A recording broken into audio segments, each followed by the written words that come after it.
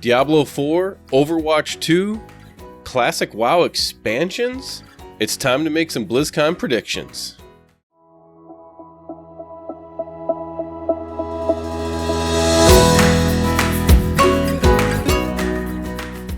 Welcome to Bonus XP, everybody. It's BlizzCon week. That means the ramp up towards Blizzard's largest show of the year is going to have a lot of exciting announcements and a lot of exciting new content from our favorite games.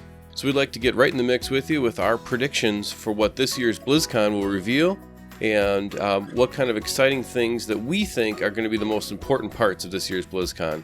So here we go. This year's first new bold prediction, I'm going to say before I get into any of the other stuff that surrounds BlizzCon, is I'm going to say that Blizzard is going to tell us about a brand new IP. They may not exactly give us a demo of it, but I think they're going to announce that they're working on an entirely new project. Not a lot of people saying this out there, but I would not be surprised if Blizzard just came out and said, hey, we're working on something totally new and something totally different. They may not give us a lot of details, but I bet you they're going to tease something. The next thing, I'd like to predict that they're going to do something with mobile.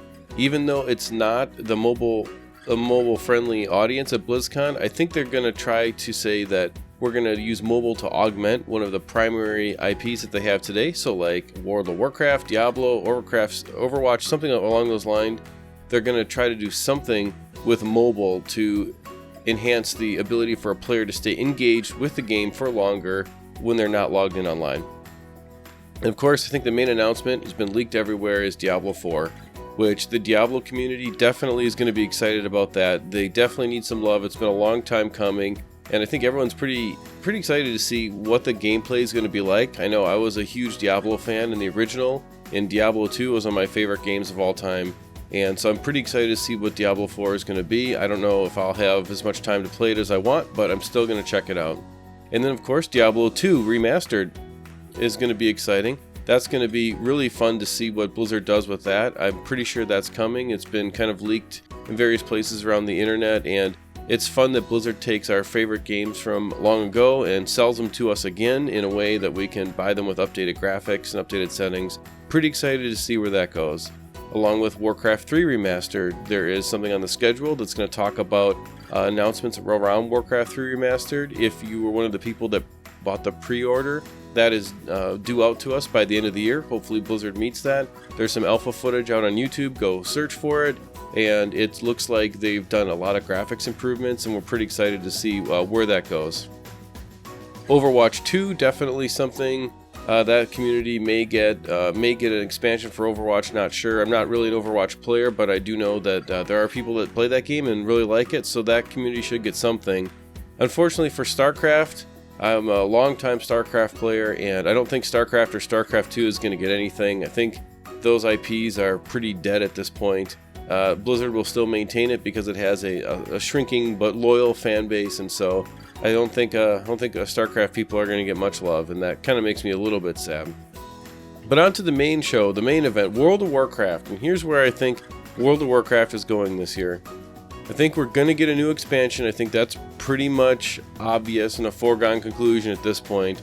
But what is that expansion going to be? Well, new continent, of course, because that's what Blizzard has been doing recently. But I think we're going to get a new class, and we may even get a new race, but definitely a new class with new specs. I'm not sure exactly what it's going to be. I've seen some stuff that's predicting ranged. It would make more sense. The game needs some more ranged classes at this point. A ranged healer might be kind of an interesting combination. Not sure though, but we'll see. The much awaited and anticipated level squish, obviously I think everyone's expecting to come in the next expansion, which is going to make the whole game just much more playable for a new player. We've talked about the level squish and the importance of leveling and how the game is very unapproachable for new players in the bonus XP that talks about heirloom gear. I encourage you to check that one out.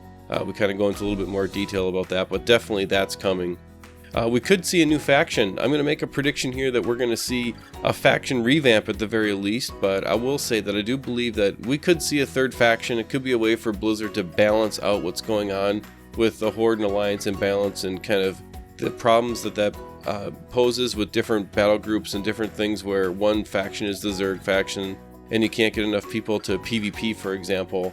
If you're a Horde, you never see any of the 20% PvP bonuses because, well, there's just not enough alliance PvPing, and so there's a lot of reasons for that. So I think that Blizzard's going to try to introduce some kind of third faction or some way to balance it out with the factions. Maybe if they don't introduce a third faction, they're going to do something definitely that's going to shake up the current balance of the game to try something different, because they pretty much have to at this point.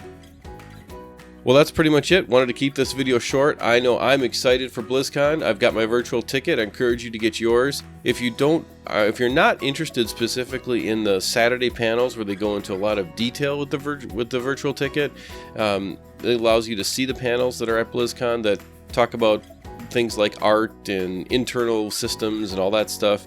You may get by this year by going free. The virtual ticket, the free side of the virtual ticket is going to allow you to see the main announcement panels and a couple of the ones that are after that. So I encourage you to check that out, because you may see the content that you want to see without having to buy the virtual ticket itself. It may save you $50 there. So anyways, hope you all have a good week, and we'll have more videos as the BlizzCon unfolds, and we're looking forward to it. Thanks for watching, everybody. Please remember to like, comment, and subscribe.